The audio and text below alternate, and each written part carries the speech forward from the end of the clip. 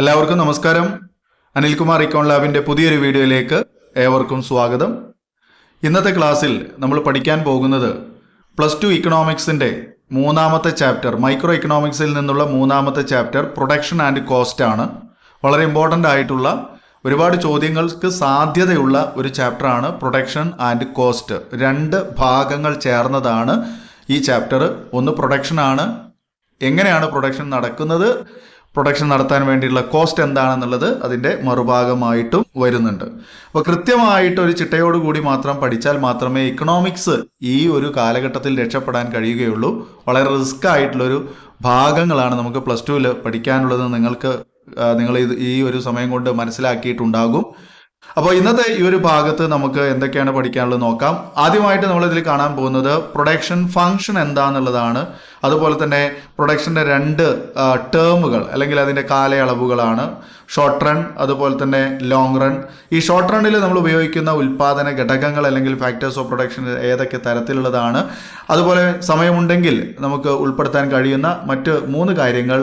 ഒന്ന് total product, അതുപോലെ average product and marginal product. അപ്പോൾ നമുക്ക് ഒട്ടും സമയം കളയേണ്ട, നേരെ നോക്കാം. പ്രൊഡക്ഷൻ ഫംഗ്ഷൻ എന്താണെന്നാണ് കാണാൻ പോകുന്നത്. Production function is the functional relationship between input and output എന്നാണ് നമ്മൾ പറയുന്നത്. Okay, production function is the functional distribution. Functional distribution എന്ന് പറഞ്ഞാൽ ധർമ്മപരമായ വിതരണം. ഓക്കെ, ധർമ്മപരമായിട്ടുള്ള ഒരു റിലേഷൻഷിപ്പാണ് അല്ലെങ്കിൽ ഡിസ്ട്രിബ്യൂഷനാണ് ഏതൊക്കെ തമ്മിലുള്ള ഇൻപുട്ട് ആൻഡ് ഔട്ട്പുട്ട്. അപ്പോൾ നമുക്ക് ഡിസ്ട്രിബ്യൂഷൻ എന്നുള്ള വാക്ക് കട്ട് ചെയ്തിട്ട് നമുക്കവിടെ റിലേഷൻഷിപ്പ് എന്ന് ചേർക്കാം. Okay, in between input and output. Okay, what is the meaning of input? Input എന്ന് പറഞ്ഞാൽ നിവേശം എന്നാണ് നമ്മൾ പറയുന്നത്, അല്ലേ? ഇൻപുട്ട് എന്ന് പറഞ്ഞാൽ നിവേശമാണ്. അതായത് റോ മെറ്റീരിയലും അതുപോലെ തന്നെ all type of factors of productions are input എന്ന് നമ്മൾ പഠിച്ചിട്ടുണ്ട്, അല്ലേ? എന്തൊക്കെയാണ്? അതായത് ഒരു ഉൽപ്പന്നം നിർമ്മിക്കാൻ വേണ്ടി നമ്മൾ ഉപയോഗിക്കുന്ന എല്ലാ ഉൽപാദന ഘടകങ്ങളും അതുപോലെ തന്നെ അവിടെ നമ്മൾ ഉപയോഗിക്കുന്ന റോ മെറ്റീരിയൽ, അസംസ്കൃത വസ്തുക്കളും കൂട്ടിച്ചേർത്തതാണ് നിവേശം അഥവാ ഇൻപുട്ട് എന്ന് പറയുന്നത്. അത്തരം ഇൻപുട്ടുകൾ ഉപയോഗിച്ചുകൊണ്ട് ഒരു സ്ഥാപനം എന്ത് ചെയ്യുന്നു?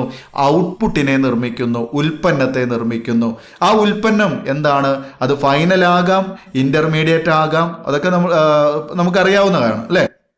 നമ്മൾ മാക്രോ എക്കണോമിക്സിൻ്റെ 2ാമത്തെ ചാപ്റ്ററിൽ നമ്മൾ ആ ഭാഗം കണ്ടിട്ടുണ്ടായിരിക്കും. എന്നാലും ഒന്ന് പറഞ്ഞു എന്നേ ഉള്ളൂ. അപ്പോൾ ഇത്രയും കാര്യങ്ങൾ മനസ്സിലാക്കിയാൽ മതി. പ്രൊഡക്ഷൻ ഫംഗ്ഷൻ എന്ന് പറഞ്ഞാൽ എന്താണ്? It is the functional relationship between input and output. Okay, functional relationship between input and output. വേണമെങ്കിൽ നമുക്കൊരു ഇക്വേഷൻ അവിടെ കൊടുക്കാം. എന്താണ് ഇക്വേഷൻ?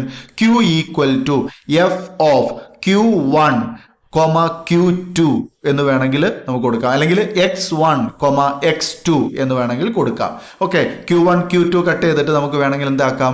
X1, X2 എന്നാക്കാം. ഇനി അതും അല്ലെങ്കിൽ നമുക്ക് അവിടെ ബ്രാക്കറ്റിൽ എന്തിനെ കൊടുക്കാം? അതായത് Q = F ഓഫ് എന്ന് പറയുമ്പോൾ ബ്രാക്കറ്റ് ആണ്, അതിൽ നമ്മൾ ഉൾപ്പെടുത്തുന്നത് LLCO. പിന്നെന്താണ്? Raw material. എന്താണ്? L land. രണ്ടാമത്തെ L എന്താ? ലേബർ. മൂന്നാമത്തെ എന്താണ്? C capital. Then P profit, അല്ലേ?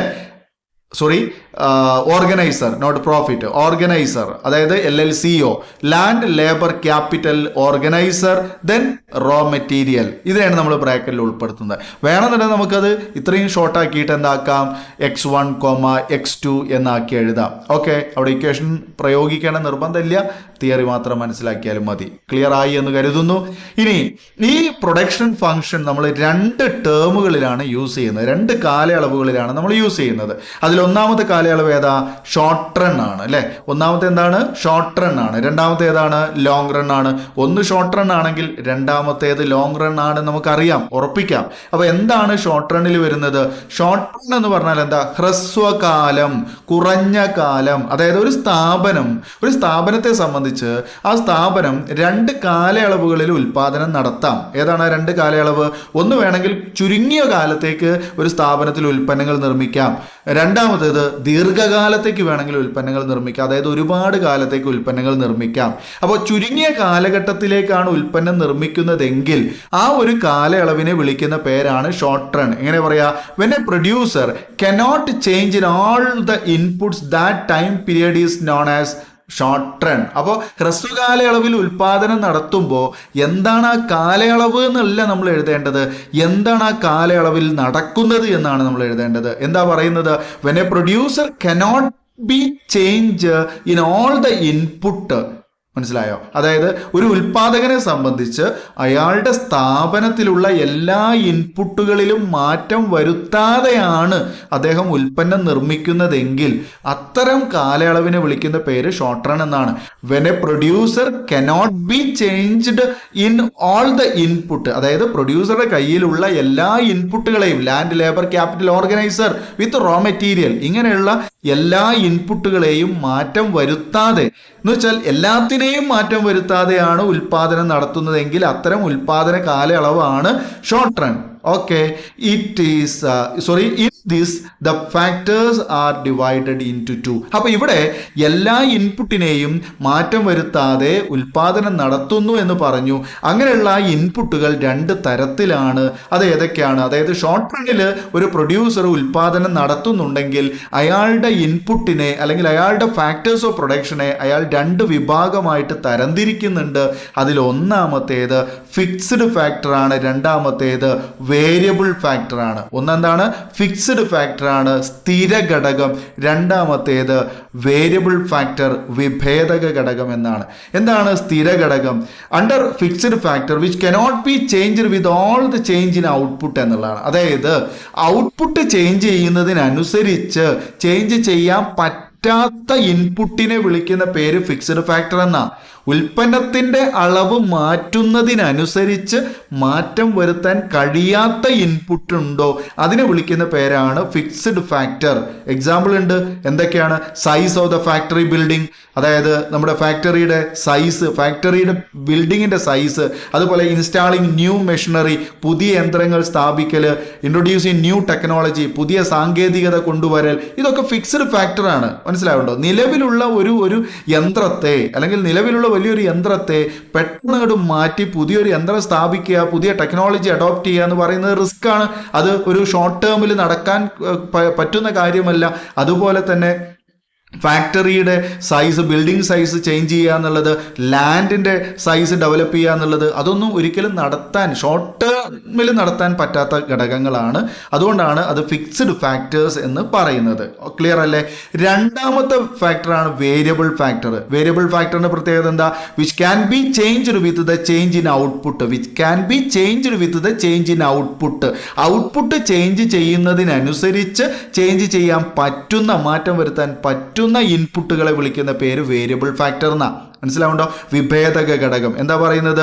അതായത് ഔട്ട്പുട്ടിന്റെ അളവിൽ മാറ്റം വരുത്തുന്നതിനനുസരിച്ച് മാറ്റം വരുത്താൻ പറ്റുന്ന ഇൻപുട്ടുകളെയാണ് നമ്മൾ വേരിയബിൾ ഫാക്ടർ അഥവാ വിഭേദക ഘടകം എന്ന് പറയുന്നത്. എക്സാമ്പിൾ ഉണ്ട്.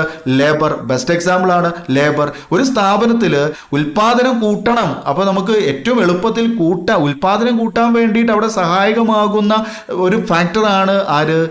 ലേബർ എന്ന് പറയുന്നത്, അല്ലേ? ലേബർ നമുക്ക് എളുപ്പത്തിൽ കൂട്ടാൻ പറ്റും. നേരെ മറിച്ച് ഒരു യന്ത്രത്തെ നമുക്ക് എളുപ്പത്തിൽ പുതിയതായിട്ട് വെക്കാൻ പറ്റില്ല. അപ്പോൾ അത് ഫിക്സ്ഡ് ഫാക്ടറാണ്, ഫിക്സ് ചെയ്തതാണ്, നമുക്ക് ആ മാറ്റം വരുത്താൻ പറ്റുന്നില്ല. നേരെ മറിച്ച് ലേബർ ആണെങ്കിൽ നമുക്ക് ഉൽപ്പന്നം കൂട്ടണമെങ്കിൽ ലേബറിൻ്റെ അളവ് കൂട്ടാം, ഉൽപ്പന്നം കുറയ്ക്കണമെങ്കിൽ ലേബറിൻ്റെ അളവ് കുറയ്ക്കാം. അങ്ങനെ കൂട്ടാനും കുറയ്ക്കാനും പറ്റുന്ന ഒരു ഒരു ഫാക്ടർ, അതാണ് വേരിയബിൾ ഫാക്ടർ എന്ന് പറയുന്നത്. അതുപോലെ തന്നെ quantity of raw material, electricity, energy, ഇത്തരം കാര്യങ്ങളൊക്കെ എന്തിന് എക്സാമ്പിളാണ്? വേരിയബിൾ ഫാക്ടറിന് എക്സാമ്പിളാണ്. അപ്പോൾ ഇവിടെ പറഞ്ഞിരിക്കുന്ന ഈ എക്സാമ്പിൾ നിങ്ങൾ കൃത്യമായിട്ട് മനസ്സിലാക്കുക. പരീക്ഷയ്ക്ക് ചോദിക്കുന്ന 3 മാർക്കിൻ്റെ ഒരു ചോദ്യം ഇവിടെ കിടക്കുന്നുണ്ട്. ഫിക്സ്ഡ് ഫാക്ടർ, വേരിയബിൾ ഫാക്ടർ, അതിനെ കോളം തരംതിരിക്കാൻ വേണ്ടി പറയും. Classify the following into fixed factor and variable factor എന്ന് പറഞ്ഞുകൊണ്ട് നമുക്ക് എക്സാമ്പിൾസ് തരും. ആ എക്സാമ്പിൾസിനെ നമ്മൾ എന്താക്കേണ്ടതുണ്ട്? 2 കോളമായിട്ട് തരംതിരിക്കണം. അങ്ങനെ ചെയ്യുകയാണെങ്കിൽ അതൊരു 3 മാർക്കിൻ്റെ ചോദ്യമായിട്ട് ചോദിക്കാവുന്നതാണ്. ഓക്കെ, അപ്പോൾ ഷോർട്ട് റണ്ണിലാണ് നമ്മൾ ഫാക്ടേഴ്സിനെ ഫിക്സഡ് ഫാക്ടർ എന്നും വേരിയബിൾ ഫാക്ടർ എന്നും രണ്ടായിട്ട് തരംതിരിക്കുന്നത്. അത് ക്ലിയർ ആയി എന്നാണ് ഞാൻ മനസ്സിലാക്കുന്നത്. ഇനി രണ്ടാമത്തെ ഒരു ടേം ഉണ്ട്, അതേതാണ്? ലോങ് ടേം അല്ലെങ്കിൽ ലോങ് റൺ ആണ്. ലോങ് റൺ പ്രൊഡക്ഷന്റെ പ്രത്യേകത എന്താണ്? When a producer can change in all the input that the time period is known as A long run. എങ്ങനെയാണ്? ഒരു ഉൽപാദകനെ സംബന്ധിച്ച് അയാളുടെ എല്ലാ ഉൽപാദന ഘടകങ്ങളെയും മാറ്റം വരുത്താൻ അദ്ദേഹത്തിന് പറ്റുന്നുണ്ടെങ്കിൽ, അല്ലെങ്കിൽ അങ്ങനെ പറ്റുന്ന ഒരു കാലയളവിനെയാണ് നമ്മൾ ലോങ് ടേം പ്രൊഡക്ഷൻ എന്ന് പറയുന്നത്. When a producer can change in all the input with the change in output. Output change ചെയ്യുന്നതിനനുസരിച്ച് അദ്ദേഹത്തിന്റെ എല്ലാ ഇൻപുട്ടുകളെയും മാറ്റം വരുത്താൻ കഴിയുന്നുണ്ടെങ്കിൽ അങ്ങനെയുള്ള കാലയളവിനെയാണ്, അല്ലെങ്കിൽ അത്തരം കാലയളവിലെ വിളിക്കുന്ന പേര് ലോങ് റൺ പീരിയഡ് എന്നുള്ളതാണ്. Okay, in this all the factors R variable. അപ്പോൾ ഇവിടെ ലോങ് റണ്ണിൽ എല്ലാ ഘടകങ്ങളും എന്തായിരിക്കും? വേരിയബിൾ ഫാക്ടർ ആയിരിക്കും. വേരിയബിൾ ഫാക്ടറിന്റെ പ്രത്യേകത കണ്ടു. വിഭേദക ഘടകങ്ങൾ എന്ന് പറഞ്ഞാൽ മാറ്റം വരുത്താൻ കഴിയുന്ന ഘടകങ്ങളാണ്. ലോങ് റണ്ണിൽ എല്ലാ ഘടകങ്ങളിലും ഉൽപാദകൻ മാറ്റം വരുത്തും. അപ്പൊ അങ്ങനെയാണെങ്കിൽ അദ്ദേഹത്തിന്റെ കയ്യിലുള്ള എല്ലാ ഘടകങ്ങളും വേരിയബിൾ ഫാക്ടർ ആകും എന്നുള്ളത് മനസ്സിലാക്കുക. ഓക്കെ, ഇനി ഇപ്പൊ നമ്മൾ കണ്ടു കഴിഞ്ഞത് പ്രൊഡക്ഷൻ ഫംഗ്ഷൻ എന്താണ്, പ്രൊഡക്ഷൻ ഫംഗ്ഷന്റെ രണ്ട് കാലയളവുകൾ ഏതൊക്കെയാണ്, അതിന്റെ ആ കാലയളവുകളിൽ വരുന്ന ഉൽപാദന ഘടകങ്ങൾ ഏതൊക്കെയാണെന്നുള്ളതാണ് കൃത്യമായി മനസ്സിലാക്കിയെന്ന് കരുതട്ടെ. ഇനി നമ്മൾ 3 പ്രോഡക്റ്റുകളാണ് പരിചയപ്പെടാൻ പോകുന്നത്. ഒരു ഉൽപാദകൻ അദ്ദേഹത്തിന് അത് ഷോർട്ട് റണ്ണിലായാലും ലോങ് റണ്ണിലായാലും ഉൽപാദനം നടത്തുമ്പോൾ അദ്ദേഹത്തിന് 3 തരം ഉൽപ്പന്നങ്ങളാണ് കിട്ടുക. അതിലൊന്ന് TP എന്നറിയപ്പെടുന്ന ടോട്ടൽ പ്രോഡക്റ്റ്, രണ്ടാമത്തേത് AP എന്നറിയപ്പെടുന്ന ആവറേജ് പ്രോഡക്റ്റ്, മൂന്നാമത്തേത് MP എന്നറിയപ്പെടുന്ന മാർജിനൽ പ്രോഡക്റ്റ്. എന്താണ് total product? Total product is the total output produced when a change in given quantity of output. അങ്ങനെയാണ്. അതായത് ടോട്ടൽ ഔട്ട്പുട്ട്, ടോട്ടൽ പ്രോഡക്റ്റ് എന്ന് പറഞ്ഞാൽ ടോട്ടൽ ഔട്ട്പുട്ട് ആണ്. ഓക്കെ, ടോട്ടൽ പ്രോഡക്റ്റ് എന്ന് പറഞ്ഞാൽ ടോട്ടൽ ഔട്ട്പുട്ട് ആണ്. Total product is the total output produced when A change in given quantity of input. അതായത് ലഭ്യമായിട്ടുള്ള ഇൻപുട്ടുകളിൽ മാറ്റം വരുത്തിക്കൊണ്ട് നിർമ്മിക്കുന്ന എല്ലാ ഔട്ട്പുട്ടുകളെയും വിളിക്കുന്ന പേരാണ് ടോട്ടൽ പ്രോഡക്റ്റ് എന്നുള്ളത്. ഓക്കെ, അപ്പൊ ഇത്രയും മനസ്സിലാക്കിയാൽ മതി. TP is the total output. Okay, TP is the total output. എങ്ങനെ നിർമ്മിക്കുക? Produced when A change in given quantity of input. When A change in given quantity of input, അതായത് ഇൻപുട്ടിൽ മാറ്റം വരുത്തിക്കൊണ്ട് ഉൽപാദകൻ ഔട്ട്പുട്ട് ഉണ്ടാക്കുമ്പോൾ അദ്ദേഹത്തിന് കിട്ടുന്ന ആ മൊത്തം ഔട്ട്പുട്ടിനെയും വിളിക്കുന്ന പേര് ടോട്ടൽ പ്രോഡക്റ്റ് എന്നുള്ളതാണ്. ഓക്കെ, രണ്ടാമത്തേത് ആവറേജ് പ്രോഡക്റ്റ് AP എന്ന് നമ്മൾ പറഞ്ഞു. It is the output per unit of variable input. എന്താണ്? പെർ യൂണിറ്റ് ഓഫ് വേരിയബിൾ ഇൻപുട്ടിനെയാണ് നമ്മൾ എന്ത് പറയുന്നത്? ആവറേജ് പ്രോഡക്റ്റ് എന്ന് പറയുന്നത്. ഓക്കെ, AP എന്ന് പറയുന്നത് എങ്ങനെയാണ്? It is the output per unit of variable input. അതായത് ഒരു വേരിയബിൾ ഇൻപുട്ടിൽ മാറ്റം വരുത്തിക്കൊണ്ട്, മാറ്റം വരുത്തുന്ന ഘടകം വേരിയബിൾ ഇൻപുട്ട്. ആ വേരിയബിൾ ഇൻപുട്ട് മാറ്റുമ്പോൾ അതിന്റെ ഫലമായിട്ടുണ്ടാകുന്ന ഒരു ഔട്ട്പുട്ടിനെ വിളിക്കുന്ന പേരാണ്, പെർ യൂണിറ്റ് ഓഫ് ഔട്ട്പുട്ട് ആണ് എന്ത്? Average product. Per unit of ഔട്ട്പുട്ടിനെയാണ് എന്ത് വിളിക്കുന്നത്? Average product. അപ്പൊ നമുക്ക് എങ്ങനെ അവിടെ ഒരു ഇക്വേഷൻ ഉണ്ട്, AP = TP divided by Q എന്നാ പറഞ്ഞിട്ടുള്ളത്. TP എന്ന് പറഞ്ഞാൽ ടോട്ടൽ പ്രോഡക്റ്റ് ആണ്, ഡിവൈഡഡ് ബൈ Q എന്ന് പറഞ്ഞാൽ ഇൻപുട്ട് ആണ്. ടോട്ടൽ പ്രോഡക്റ്റിനെ ഇൻപുട്ട് കൊണ്ട് ഡിവൈഡ് ചെയ്താൽ നമുക്ക് ആവറേജ് പ്രോഡക്റ്റ് കിട്ടും, അല്ലെങ്കിൽ പെർ യൂണിറ്റ് ഓഫ് ഔട്ട്പുട്ട് കിട്ടും. ക്ലിയർ അല്ലേ? ഇനി മൂന്നാമത്തേതാണ് മാർജിനൽ പ്രോഡക്റ്റ്, MP എന്ന് പറഞ്ഞു. It is the addition made to the total product through the addition 1 unit of variable input. എങ്ങനെയാണ്? അതായത് ഒരു യൂണിറ്റ് ഇൻപുട്ടിൽ മാറ്റം വരുത്തുമ്പോൾ അതിനനുസരിച്ച് 1 യൂണിറ്റ് ഔട്ട്പുട്ട് വർധനവുണ്ടാകുന്നുണ്ടെങ്കിൽ അങ്ങനെ വർധനവായിട്ട് വരുന്ന ആ ഔട്ട്പുട്ടിനെ വിളിക്കുന്ന പേരാണ് marginal product. Marginal means additional എന്നാണ്. മാർജിനൽ എന്ന് പറഞ്ഞാൽ അഡീഷണൽ ആണ്, സീമാന്ത എന്ന് നമ്മൾ മലയാളത്തിൽ പറയുന്നുണ്ട്. ഇറ്റ് ഈസ് ദ അഡീഷൻ, അതായത് marginal product is the additional product made to the total product. അതായത് ടോട്ടൽ പ്രോഡക്റ്റിൽ ഉണ്ടാകുന്ന ഒരു അഡീഷണൽ പ്രോഡക്റ്റിനെയാണ് മാർജിനൽ പ്രോഡക്റ്റ് എന്ന് വിളിക്കുന്നത്. എങ്ങനെ ഉണ്ടാകുന്നത്? Through the addition of 1 unit of variable input. അതായത് 1 യൂണിറ്റ് വേരിയബിൾ ഇൻപുട്ടിൽ മാറ്റം വരുത്തുമ്പോൾ അതിനനുസരിച്ച് അതിന്റെ ടോട്ടൽ പ്രോഡക്റ്റിൽ 1 യൂണിറ്റ് വർധനവ് ഉണ്ടാകുന്നുണ്ടെങ്കിൽ അങ്ങനെ വർദ്ധിച്ചു വരുന്ന ആ ഔട്ട്പുട്ടിനെ വിളിക്കുന്ന പേര് മാർജിനൽ പ്രോഡക്റ്റ്. ഇക്വേഷൻ ഉണ്ട്, M P equal to T P minus T P എന്ന് പഠിച്ചാൽ മതി. T P minus T P എന്ന് പഠിച്ചാൽ മതി. ഓക്കെ, അതാണ് ബെസ്റ്റ് ഇക്വേഷൻ ആയിട്ട് നമുക്ക് ചെയ്യാൻ പറ്റുന്നത് കേട്ടോ.